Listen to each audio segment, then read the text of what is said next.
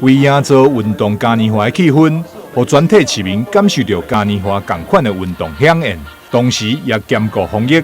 台南市政府特别为运动会设计了7项运动型的趣味竞赛，目的就是希望让参赛者做伙动起来，也透过优惠的方式，增加民众参与运动意愿，培养规律运动的好习惯。110年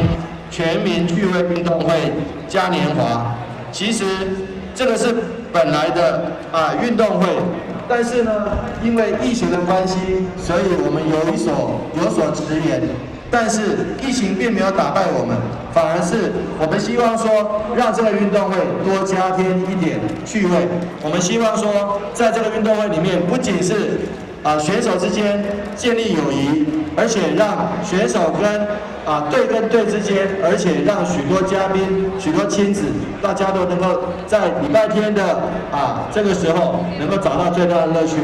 重视市民健康。台南市每当致力推动多元化体育运动，除了积极推广学生普及化运动，培养基层竞技运动实力以外，也透过龙舟赛、运动日区、运动爱台湾、古都马、征文马等运动项目，营造台南市成为规律运动习惯的活力城市。